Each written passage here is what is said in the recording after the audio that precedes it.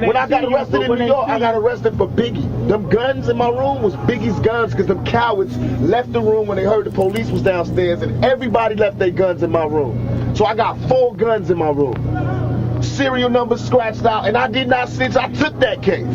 So you can imagine how I feel when I'm in jail for that case. And he out there living a mafia lifestyle, giving me no money, giving me no respect, giving me no tribute.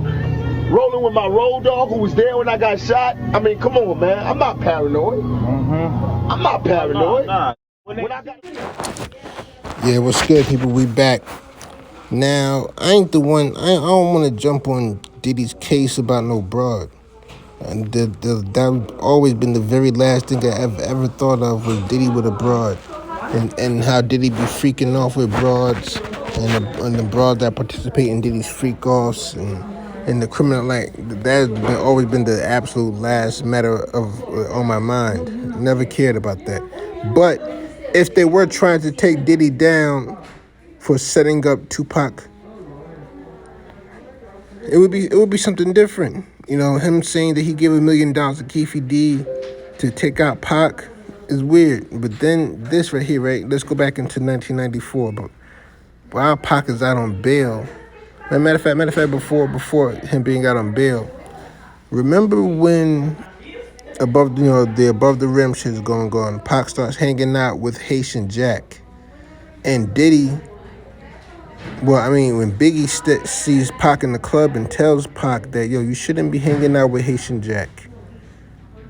How did Biggie know of Haitian Jack?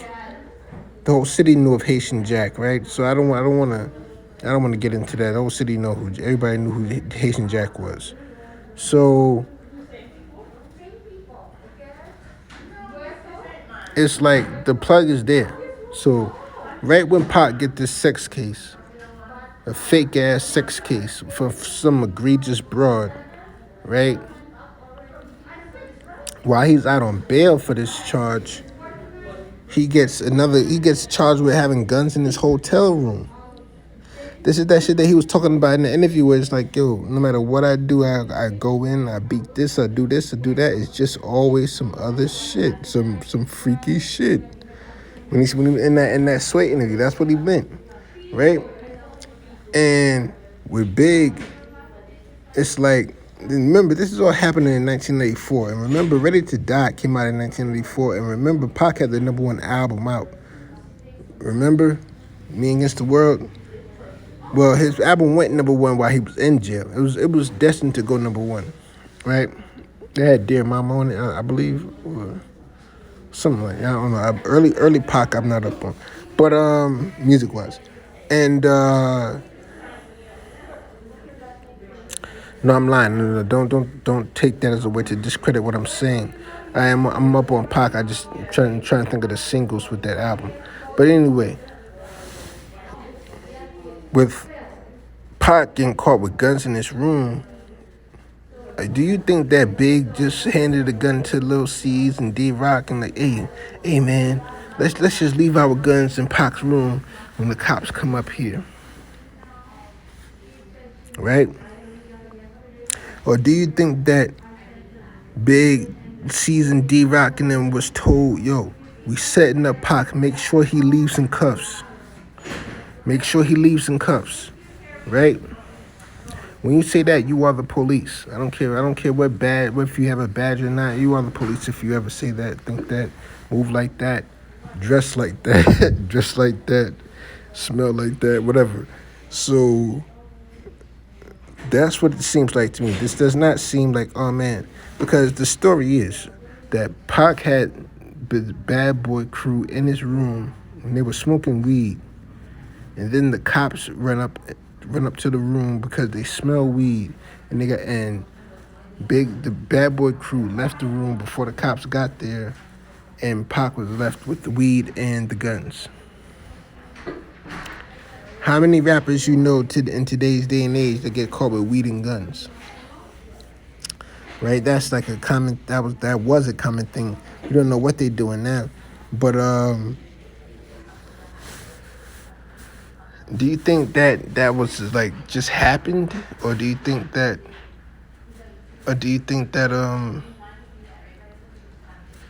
that Pac was set up? Do you think Andre Harrell just happenly got moped out, or do you think Andre Harrell was a key piece to disappearing so that certain people wouldn't get in trouble, or certain people can get a certain amount of money?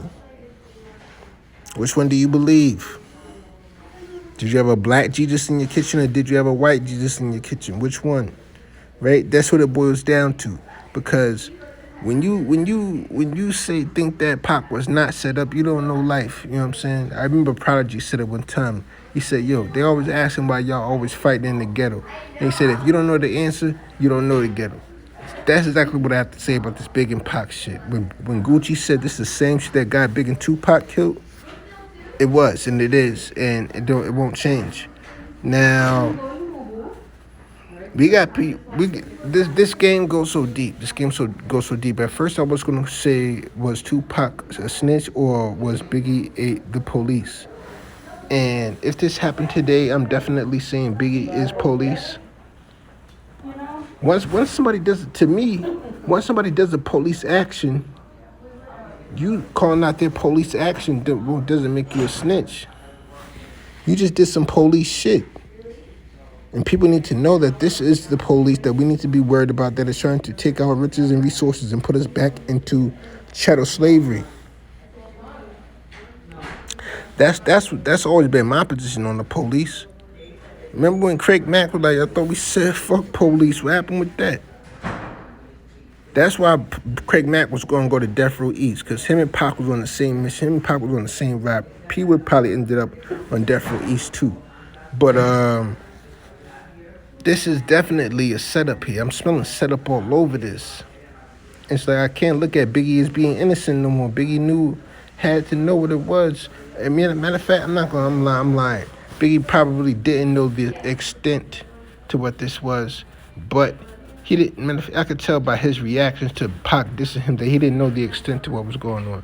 Pac, I believe, understood what was going on after going to. I believe Big knew. I believe Pac knew what was going on after, some months in jail and talking to some dudes and reading some books. You know what I'm saying? I believe he knew what was going on, but and he just said, "I'm gonna make some money out of this. The best I could do. What I'm gonna do now? Best I could do is make some money out of this." So we have to look at this. This Big and Pac story is not about rap music. Rap music is the what's the word for it? I'm trying to think of the word, but rap music is like the road. It's not the city. You know what I'm saying? Because this shit is big. This shit is bigger than Malcolm and Martin. Malcolm and Martin, we knew who the enemies was. We knew exactly who the enemies were in Malcolm and Martin, which is how they were able to play with it. But now, after Malcolm and Martin, we don't know who the enemies are, That's why I had to call it out and say Biggie did some police shit, because if this happened the reason why I call it out, the reason I talk about Jay Reeves and which dudes are police is because of situations like this. You may just be chilling. You just may be doing a good deed. You just want to link up with some people. You just want to share energy, and they're planning to set you up, and their plans to set you up. They want to take you out. It's a shame. Could have just got a good record or a dope legendary freestyle. Freestyle would be legendary by now, but no, they want to set Pac up. It's nasty, man. But I'm gonna go and get out of here.